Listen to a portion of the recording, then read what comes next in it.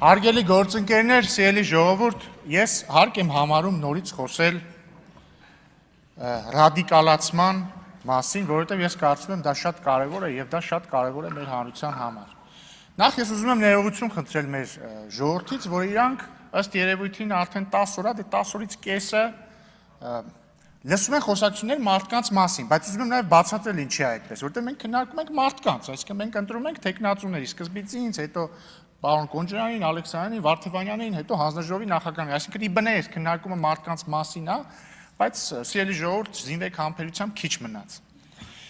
Նաև պետք է համաձայնեմ պարոն Կարապետյանն էր կարծեմ իր հարցազրույցներից մեկում ասել էր, որ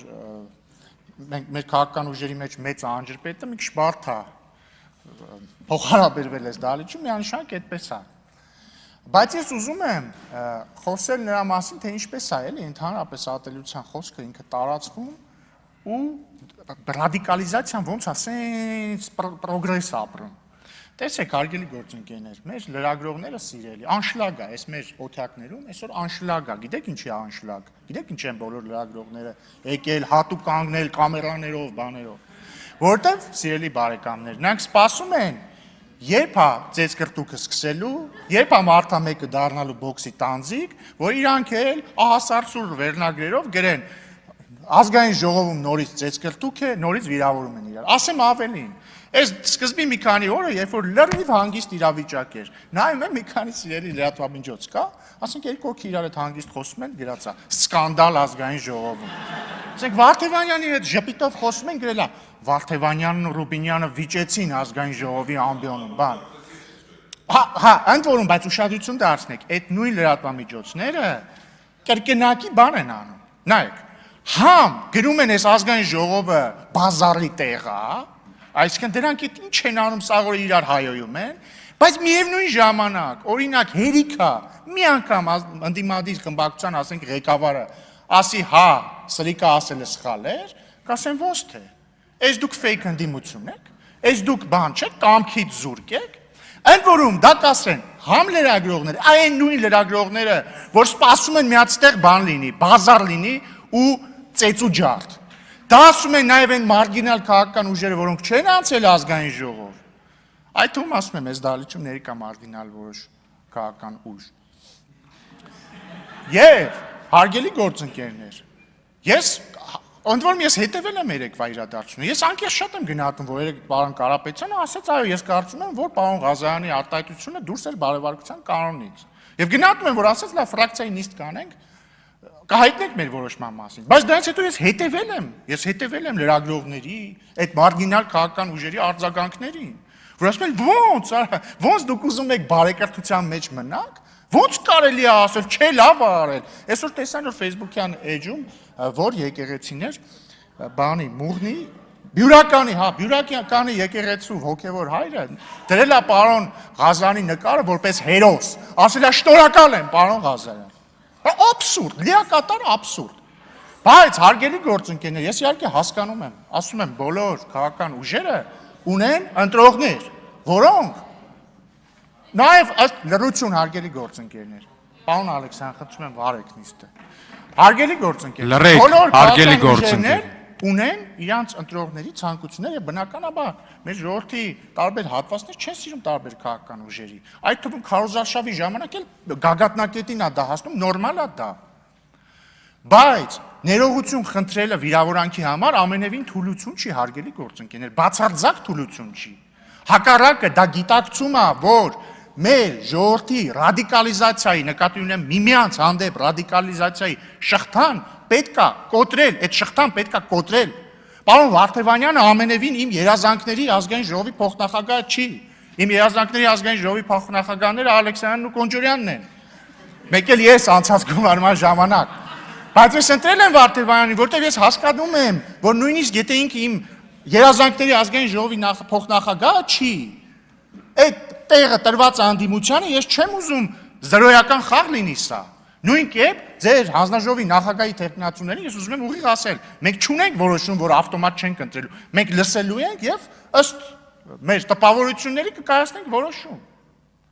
Հիմա նույն ձև, ճիշտ անհամեմատելի բաներ եմ ասում, ստեղ մենք ընդհանրապես արժեփոխ նախագահ ենք ընտրել, դուք մեզ վիրավորել եք։ որևէ թուլություն չկա ասելու մեջ, Ժորժ ջան, կներեք։ Վերջ, այդքան բան, դա ձեզ չի դարձնում, չգիտեմ, կեղծ ընդդիմություն, դա ձեզ չի դարձնում բան, կամքից զուր քաղաքական ուժ, հակառակը դա ցույց է տալիս ձեր կամքը, որը ընդ որում եթե կա մի կամքի արտահայտում, որը մենք կարող ենք կիսել, դա ռադիկալիզացիայի շղթան կոտրելն է։ Մենք դի մարդկանց ցույց տանք, որ նորմալ չի իրար ատելը։ Պարոն Վարդևյանը խոսում է ատելությունից։ Պարոն Վարդևյան, իրականում եթե կա մարդ ում ամենահեշտն է այդտեղ ատել, դա այն սուբյեկտն է, որ այնտեղ նստած է։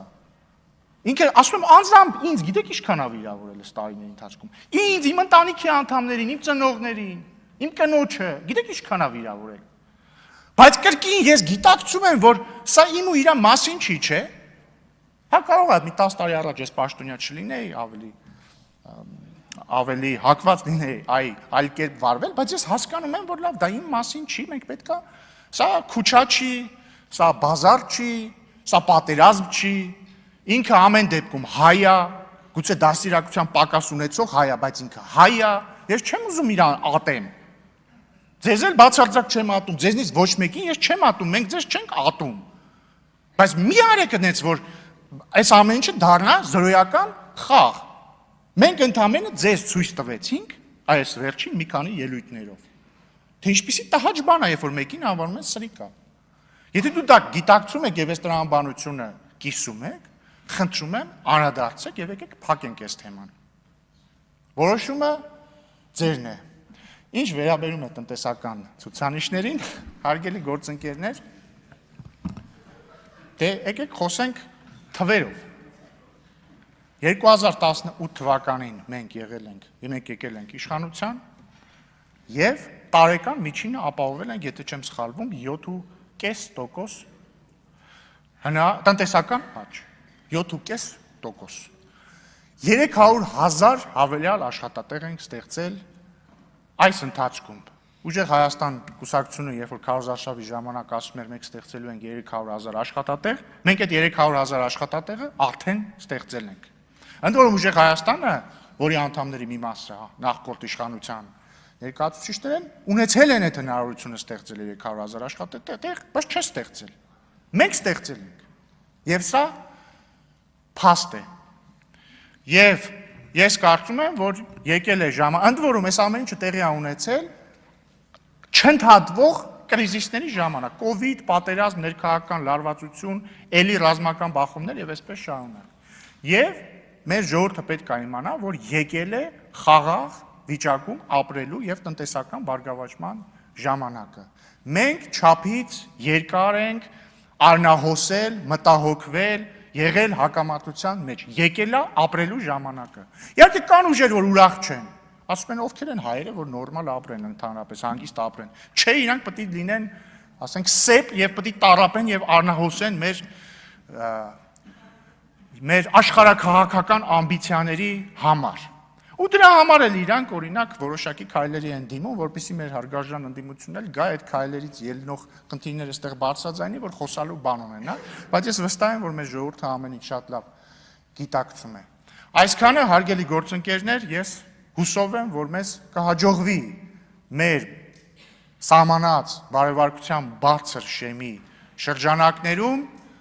հանգուցակ լուծել այս իրավիճակը, չնայած ցածր շեմի պայմաններում էլ կհանգուցալուծենք, բայց ավելի լավ է բարձր շեմի պայմաններում հանգուցալուծենք, եւ ես առաջարկում եմ այսօր տխրեցնել մեր սիրելի լրագրողներին եւ նրանց ընդհանրապես նյութ չտալ, չնայած իրենք ձևը կգտնեն մի վերնագիր հիմա կգրեն։ Սիրելի լրագրողներ, սիրում եմ ձեզ։